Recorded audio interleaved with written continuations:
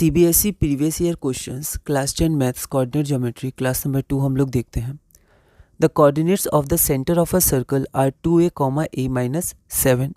Find the value या values of a if the circle passes through the point 11, -9 and has a diameter of 10√2 units. CBSE 2025 में 2 marks का question था, एक बार आप इसको try करिए।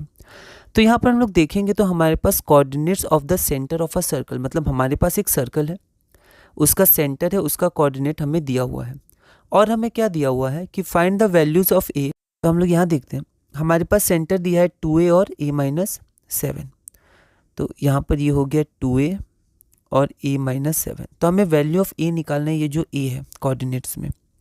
If the circle passes through the point इतना and has a diameter 10√2। तो ये सर्कल एक पॉइंट से पास करता है, मान लेते हैं वो पॉइंट हमारा ये a है और वो पॉइंट कितना है 11-3। तो ये हमारे पास हो गया 11 और -3। तो यहाँ पर इस पॉइंट से पास कर रहा है, तो हम लोग यहाँ पर डिस्टेंस फार्मूला का यूज़ कर सकते हैं। हम लोग क्या कर सकते हैं, ये रेडियस हो जाएगा AC और AC का हम लोग डिस्टेंस फार्मूला से A और C के कोऑर्डिनेट दिए वो निकाल लेंगे। तो यहाँ पर A एक वेरिएबल आ जाएगा RHS में और AC हमारा हो जाता है डायमीटर बाई 2। तो 10√2/2 5√2। तो एक इक्वेशन एक वेरिएबल है, हम लोग इसको निकाल सकते हैं।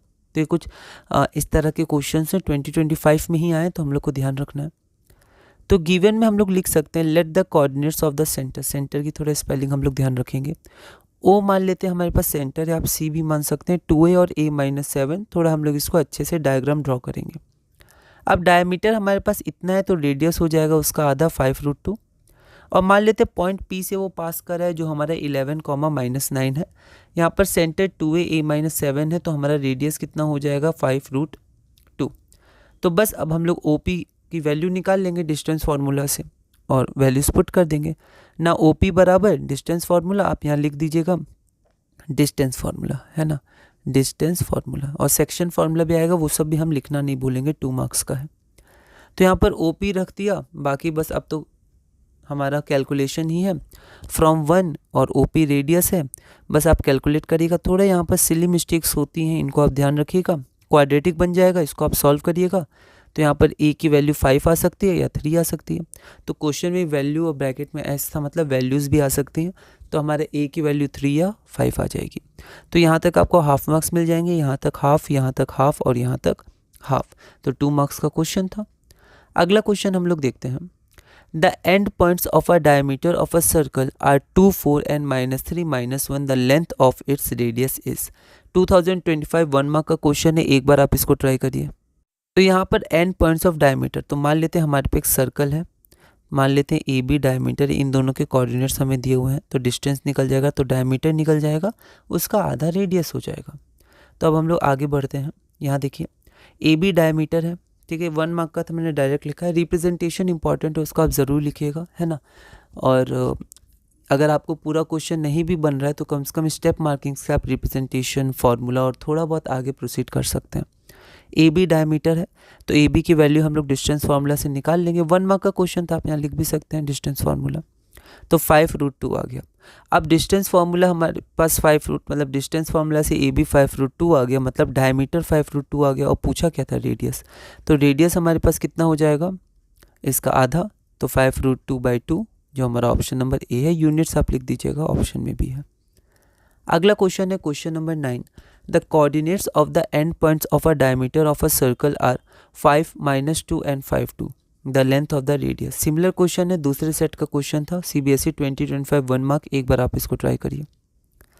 तो यहाँ पर एंड पॉइंट्स हमारे पास गिवन है, तो यहाँ पर AB डिस्टेंस फार्मूला से हमने निकाला, तो कितना आ गया 4 यूनिट्स आ गया, ठीक है। पॉजिटिव वैल्यू लेंगे क्योंकि रूट सेक्शन है, वो पॉजिटिव ही ली जाती है। इक्वेशन में प्लस माइनस हम लोग लगाते हैं। तो डायमीटर 4 यूनिट्स हो गया, तो थोड़ा स्पेलिंग देखेंगे यूनिट्स का।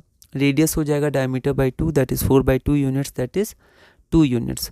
और ऑप्शन नंबर हमारा D था, तो यहाँ मैंने D नहीं लिखा, आप D लिख दीजिएगा। अगला क्वेश्चन हमारे पास है the distance of the point 40 from x axis is. तो ऐसे क्वेश्चंस हमने distance of the point from y axis, x axis के कुछ कॉन्सेप्ट्स हमने देखे थे क्लास नंबर 1 में।